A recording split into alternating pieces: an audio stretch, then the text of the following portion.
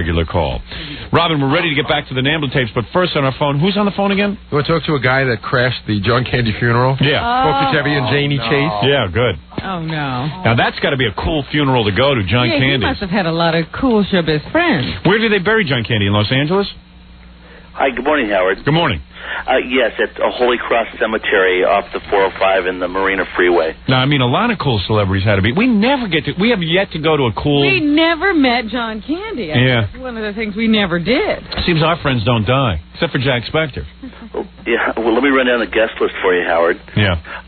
Bill Murray was totally out of it yesterday. What do you mean, he was all upset? No, just really... Well... No, the guy was distraught. Don't make accusations. Just tell me who was there. Okay.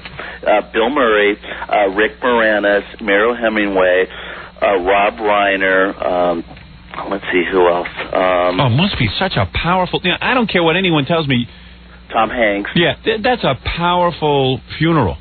Oh, it was fantastic. And what happened? How'd you crash? Well, I crashed. I tried to get into the church, but the security was very tight. It was at St. Martin's Catholic Church in Brentwood. Right. And what is the concept in terms of crashing? Just to sit with all the celebrities? Well, no. Actually, I was a very big John Candy fan. You're kidding me?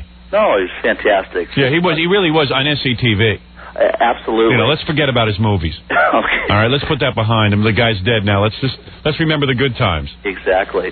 But so they wouldn't let me. I would have liked to meet the 45 guys who had to dig his grave. Man, can you imagine? Well, what was interesting, Howard, is his casket was very beautiful, but it was very thin. I don't know. I guess after you're embalmed, I don't know if they suck all that stuff out of you. Yeah, they give you a liposuction. Yeah, you think they did that so he could be easier to carry? Yeah, so he'll also look good. I understand they buried him. He looked like a young Cary Grant. Yeah, how many pallbearers do you think? Actually, there was 8 pallbearers, and Jim Belushi was one of them. However, he was put into a crypt, not into the ground. I wonder why. Oh, a crypt. Yes. Well, he's an important man. He should be in a crypt. I'm going into a crypt. Robin actually is going into a crypt. I don't know how many people are aware of it. All right. So did Belushi look like he was having a hernia?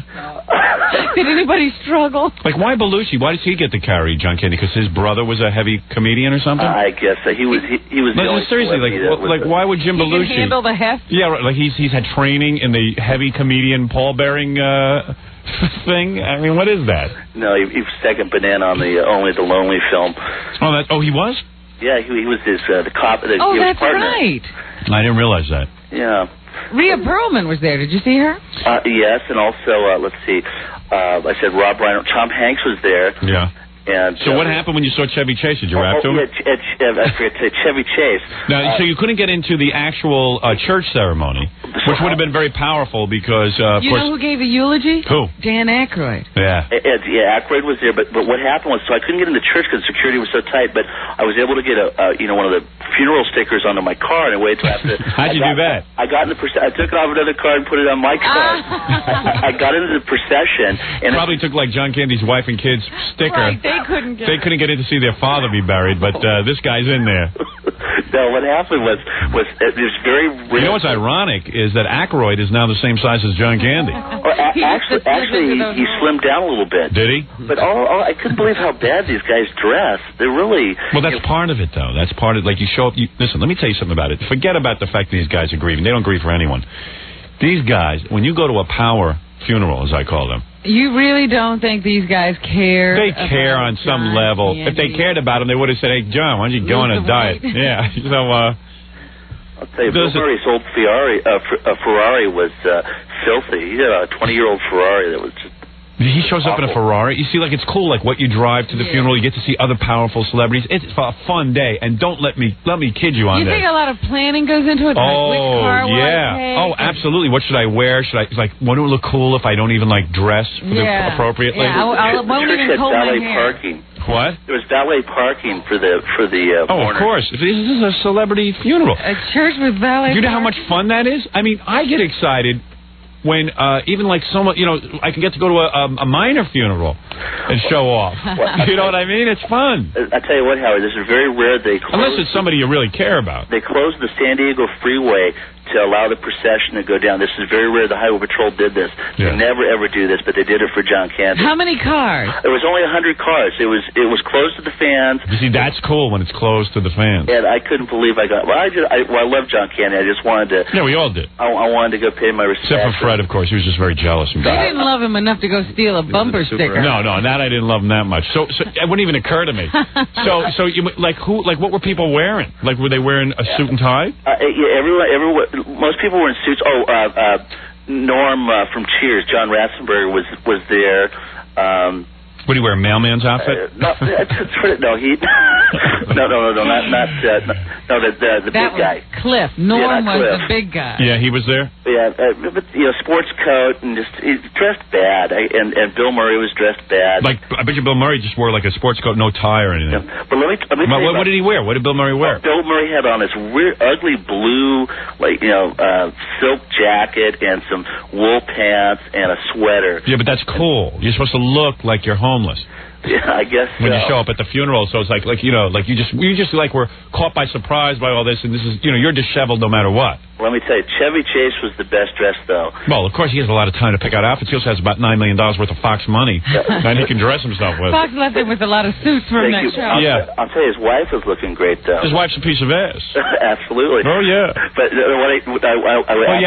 you know that Chevy's ego is so big, he couldn't be with just some regular girl. Yeah, and also, he was the first one to take off after the ceremony. Well, he's big. He has a lot. Very big. He's got business to attend to. That's another thing. Like, you have to look like the first celebrity that has to leave. Like, if you hang out too long, it's not cool. Like, you don't have anything going on. Time even when you leave. Yeah, like, okay, it's a good time to leave now. Like, that'll be cool. Like, everyone will see us leave. In the ground, I got to walk out.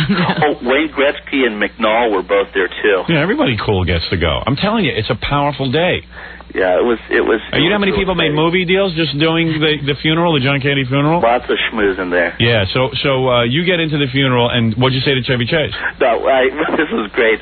I said, Chevy, I heard a few weeks ago the Best of Stern was on. I heard the call that Howard made to you when you were doing Fletch. This is John Candy's funeral. This Chevy Chase must get it day and night from our fans. And Chevy looks at me like, "Oh, you jerk," and walks away. That's why he left. Yeah, he couldn't take it from you. Oh, this is terrible, Janie. We got to get out of here. They're talking about Howard Stern. Thank you. Wow, this is great. I can't believe I'm talking to you. This is fantastic. I'm not a real loved guy in Hollywood, I guess, because, a lot of people listen to the show and then sort of get annoyed with the celebrities we get annoyed with. You know what was the best part? After the funeral, I gave this woman that was there a ride home or a ride back to her office in Beverly Hills. And I found out that it's David Letterman's girlfriend, Samantha, out here on the West Coast. Well, who knows? He's got a West Coast girl? Yeah. Well, wait a second. Hold it. Let's stop right here. The honest. Wait. You say honest. Let's stop right. I'm sure there's a lot of women running around saying they're David Letterman's girlfriend. You have no proof of that. She knew too much. I am not going to allow you to do this. Okay. That's hearsay. Oh well. Okay. Alleged. Alleged girlfriend. So some girl told you she was David Letterman's girlfriend? Don't take it to mean that that's David Letterman's girlfriend. She convinced me. I'll tell you. Am I right, Jackie? Seriously. Absolutely. There's a lot of women claiming to be Jackie's wife. You don't know how many faxes I get from girls who claim to have made love to Jackie. It's absolutely untrue, but I want to hear everything he has to say. Right, me too. Hey, listen, I want to get back to the Nambla tapes. No offense. Hey, thank you, Howard. All right, man. Bye-bye. Bye-bye. Is it right to crash a funeral? Yes. Why not? What? It's such a serious thing. Oh, I don't know. What? I've never heard of anybody crashing a funeral before. Well, listen, the guy's a fan of John Candy. There are a lot of people who are professional mourners. If anything, that is a testament to the popularity of John Candy. If we were out there, I'd be there interviewing people. It's just like people ask me to sign the book sometimes, and it gets real annoying. And then I say to myself, hey, what could be worse? Let's say no one bought it, but the book is the fastest-selling book still in Simon & Schuster's history. Yeah, but if you were at someone's funeral, I think it would be a little tacky to check out the book. Maybe that would be tacky. Maybe. Well, all those celebrities are all phony balonies anyway. I'm sure half of them could care less that John Candy died. It's just that they're like, hey, it's a cool place to be. They have their publicists find out who's going to the funeral. And then they go. Yeah. You know what I mean. So who else is going to be there?